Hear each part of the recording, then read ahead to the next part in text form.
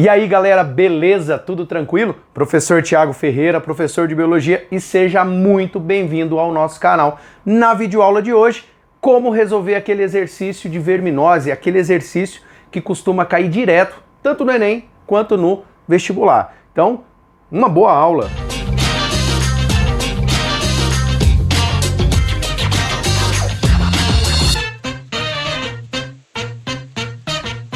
Bom, galera, no nosso momento resolução de exercícios, eu trouxe hoje dois exercícios recentes de vestibulares sobre o tema esquistossomose, tá? Então aqui você vai ter aquele momento, né, de como resolver um exercício de verminose, plateumintos, esquistossomose, beleza?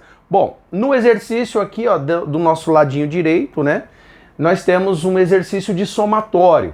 Foi aplicado lá no Paraná.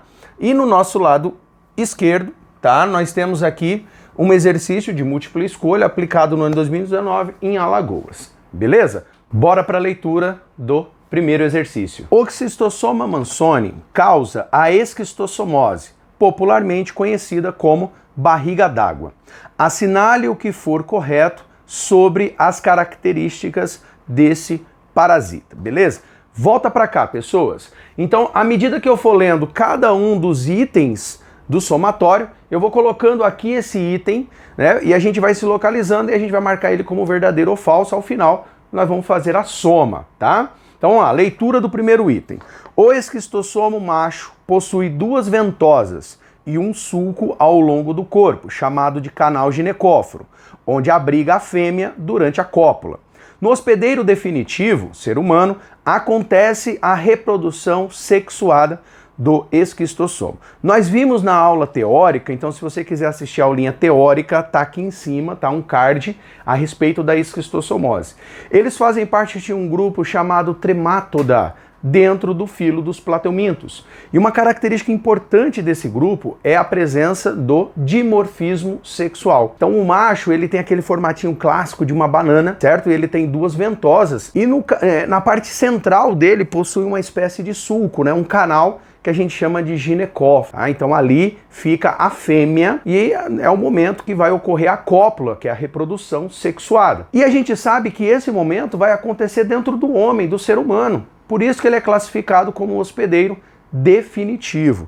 Então o item 1, ele é verdadeiro. Beleza? Então marca aí como verdadeiro. Leitura do item 2. Os ovos eliminados pelas fêmeas do parasita são liberados nas fezes do hospedeiro parasitado, homem. Desses ovos, em contato com o ambiente aquático, ocorre a eclosão do miracídio. Bom, a gente sabe que após a cópula, as fêmeas vão se tornar grávidas. Elas vão se deslocar do sistema porto-hepático para a região, né, do trato intestinal e ali elas irão liberar as fezes que irão sair junto com as fezes. Aí por questões de saneamento básico, né, por questões de higiene, esses ovos vão cair no solo, próximos a corpos d'água, aí vão ser carregados, por exemplo, por uma chuva, alguma situação, que entra em contato com a água. E aí ocorre a eclosão, em contato com a água, a eclosão, e dessa água sai, esse ovo sai o miracídio, que é o primeiro estágio larval dessa doença. Então o item 2 também é verdadeiro, beleza? Bora para a leitura do terceiro item, que é o item 4. Caramujos de água doce, do gênero Bionfalaria, são considerados hospedeiros intermediários do parasita. Neste hospedeiro são originadas as formas infectantes para o homem, denominadas de cercárias. Então, quando ocorre a eclosão do ovo e sai o miracídio ele vai ter uma larvinha ciliada, né? Tem um tempo ali de aproximadamente 48 horas, até encontrar um caramujo do gênero Bionfalaria, chamados também de planorbídeos. Aí eles vão penetrar e dentro do caramujo, que vai ser considerado hospedeiro intermediário, vai ter a transição de fase larval. Então o miracídio, ele assume uma forma chamada de esporocisto, e ali dentro do esporocisto eu tenho a formação das cercárias. Somente com a liberação das cercárias no ambiente é que vai ter a contaminação do homem, é a forma infectante. Então esse item também está certo, tá? Então você marca aí, ó, como um item certo. Item 8. Dentre as medidas preventivas contra a infecção, podemos citar uma boa cocção das carnes, visto que a forma não ciliada do parasita se encontra na carne crua do porco e do boi. Além disso, a melhoria das condições de saneamento básico e moradias de melhor qualidade auxiliam na prevenção da doença. Esse item está errado, pessoal. Já vou colocar aqui, ó, o falso, né? Por quê? Ele está tratando aqui do que está escrito nesse item da teníase. E aí, se você tiver alguma dúvida, né, a respeito da teníase, tem aqui um cardzinho para você acessar a aula, e aí depois você pode voltar para cá e complementar o seu estudo. Então, ele descreve, né, uma situação que é peculiar da teníase e não da cisticercose. Leitura do último item. Após penetração ativa da cercária na pele do hospedeiro humano, pode ser observada uma reação alérgica do tipo dermatite e coceira no local da penetração.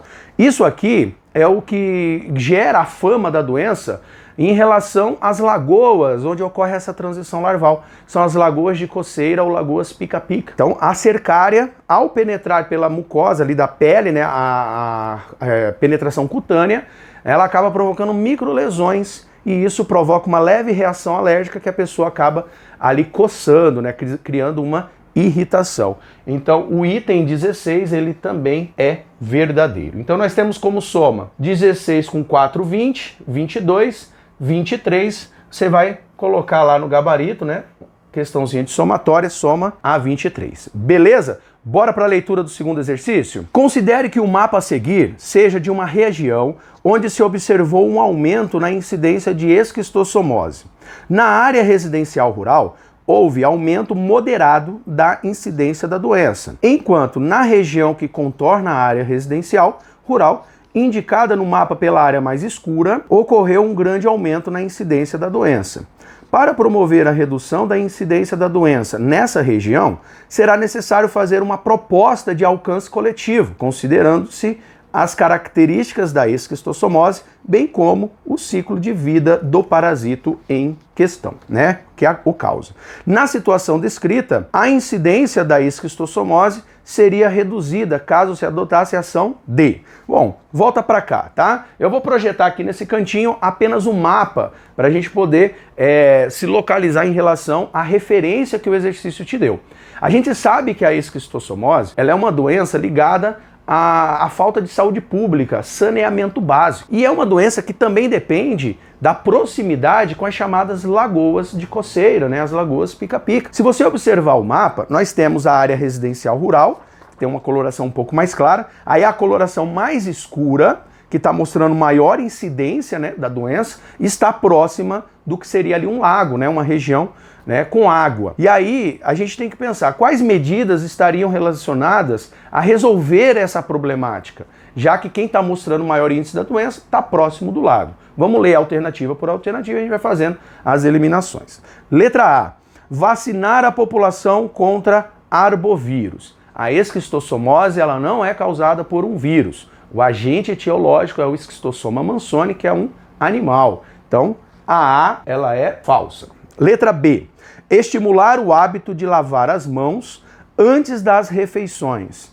Olha só, o contato, a contaminação não vai acontecer dessa forma. Talvez a falta de higiene, ela pode estar relacionada ao contato da mão com as fezes, aí ali tem os ovos, e as mãos depois numa água, numa lagoa, né, onde vai ter o hospedeiro intermediário. Talvez assim poderia estar, né, a gente pensar em considerar o item B como certo, mas ele está falso. Letra C. Construir casas de alvenaria para diminuir a proliferação de barbeiros. Falso, porque a letra C, ela está explorando uma parasitose que é a doença de Chagas, que é causada por um protozoário. Na letra D, aplicar inseticidas contra mosquitos na região de maior incidência. O mosquito não tem relação com essa doença.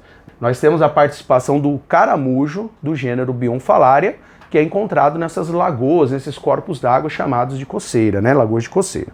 E letra E, promover o saneamento básico da região para impedir que dejetos contaminem a água. Aí sim, né, é a destinação incorreta das fezes, e essas fezes estando contaminadas, que vão fazer com que os ovos entrem em contato com uma água, um corpo d'água, né, um lago, que é o caso da questão, e aí acabe tendo ali, dando continuidade ao ciclo desse parasito. Beleza? Galera, a ideia aqui é que você tenha uma noção de como isso é cobrado nos vestibulares. é um tema muito visado, é um tema muito procurado pelas bancas dos vestibulares.